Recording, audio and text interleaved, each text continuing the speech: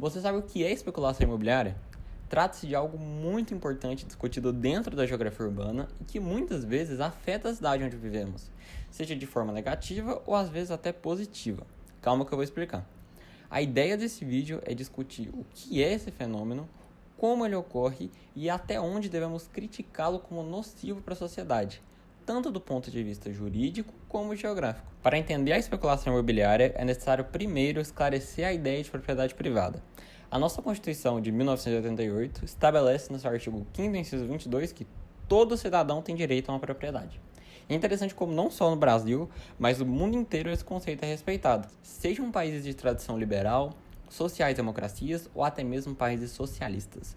Todos respeitam o direito à propriedade. Isso acontece muito porque o desejo de um bem individual é algo humano e reprimir esse direito pode causar um caos social. Venezuela e Cuba estão aí de exemplo. Dito isso, vamos entender na prática o que é a especulação imobiliária. Ela acontece quando o indivíduo adquire um imóvel, seja um terreno, uma casa, um galpão, na expectativa de que o valor de mercado desse imóvel aumente e gere lucro, promovendo a futura.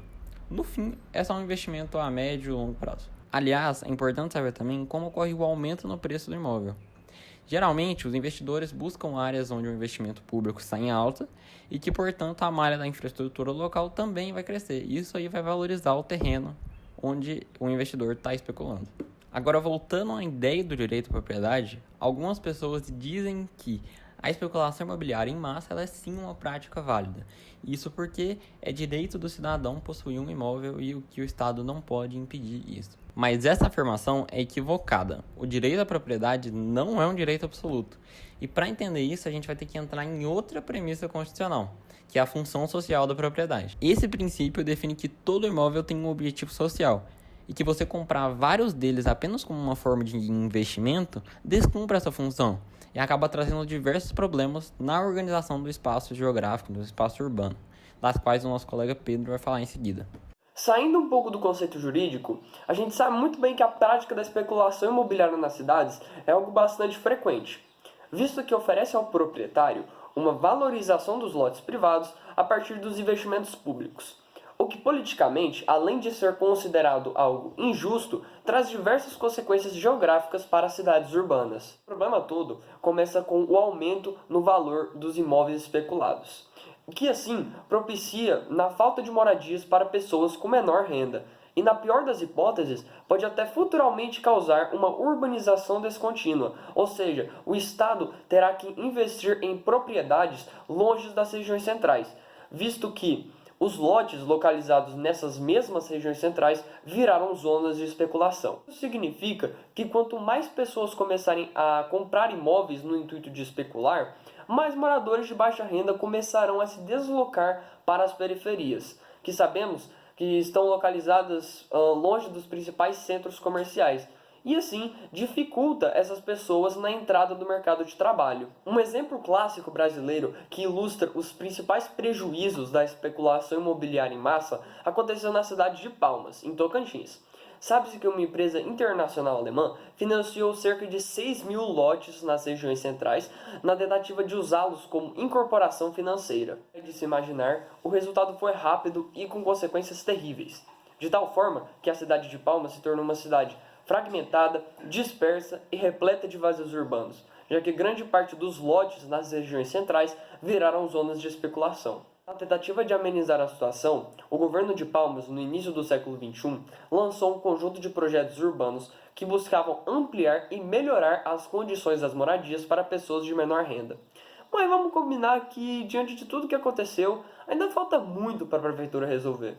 Agora, o nosso colega João Paulo vai falar um pouquinho sobre as soluções da especulação imobiliária e contextualizar de como é que esse processo também pode ser visto de uma maneira positiva na nossa sociedade. Agora, vamos falar de solução.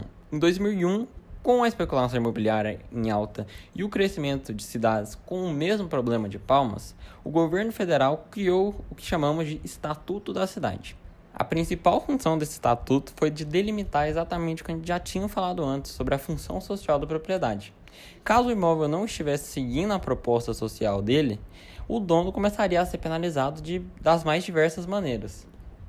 As mais famosas delas que a gente pode citar aqui são o ITU progressivo, que aumenta o valor do imposto pago sobre o lote todo ano, podendo chegar até 20%, e também a edificação compulsória, que obriga o proprietário da terra a vender a terra, caso ele não dê uma função social para essa mesma terra em um prazo de 5 anos. Mas nem tudo são flores. A grande questão é que esse estatuto é uma norma federal e para que ela realmente funcione, para que ela realmente seja aplicada nas cidades, a prefeitura precisa legislar sobre esse tema e a gente sabe que não é o que acontece.